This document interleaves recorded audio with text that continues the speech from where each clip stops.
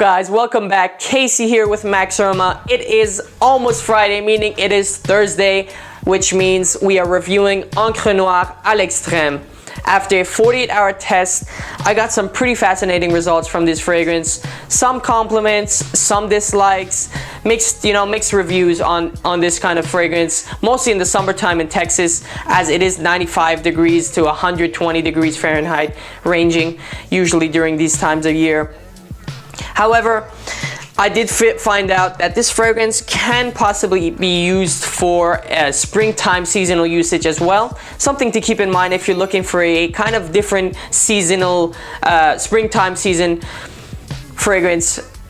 I don't know. This is a peculiar fragrance that I've tried so far. Now, what are we talking about today? Scent, longevity, projection, and recommended use. As usual, standard review. Now, let's get to it.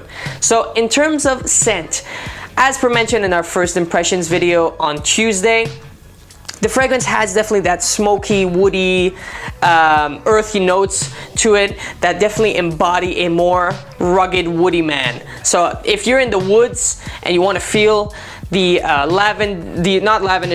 the patchouli and the vetiver, and that woody note and the incense, and then that slight tinge of bergamot, this is that fragrance for you. The bergamot is very slight in this fragrance, so you won't be smelling very much citrus notes in it. However, it does make an appearance from time to time as well. Now, in terms of longevity, I got 8 to 10 hours of longevity, even though it was in this Texas heat. So in terms of fall, winter, and possibly spring, you should probably get a more extended longevity from it, maybe 12 hours or so.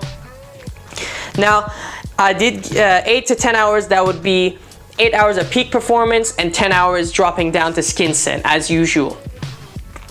Now, in terms of projection, something interesting happened. So this fragrance has about arm's length of active projection, as I like to call it.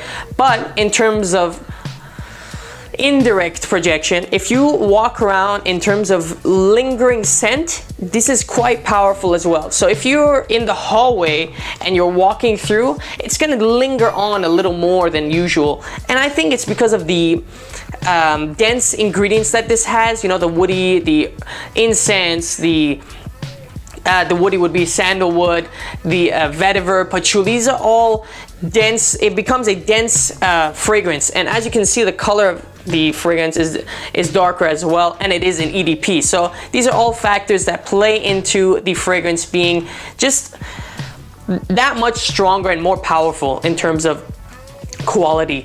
So that's something to keep in mind if you're looking for a fragrance of this kind of caliber and scent and projection. So longevity, of course, most EDPs you're going to be expecting that, but in terms of projection, it's a hit or miss sometimes, and this definitely hits it. Now, in terms of recommended usage, so in terms of seasonal usage, we mentioned fall, winter, and spring are definitely seasons to you will be able to use this. Spring, as I said, is a little iffy, but I definitely think you could be rocking this, even though if it might be a little warmer spring than less. So in terms of recommended use, now in daytime or nighttime, I would definitely place this more into midday, evening time.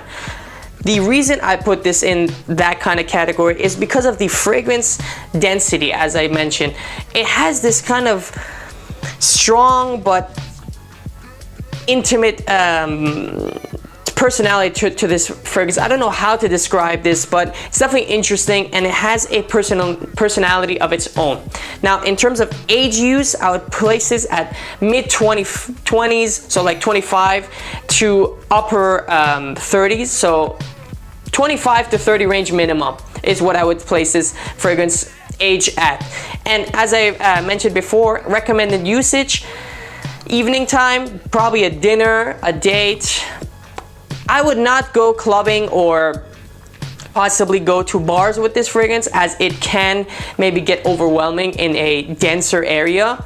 But evening, as I said, dinner or dates, or say if you're going for a stroll out with a significant other or something along those lines, this would definitely match that kind of situation.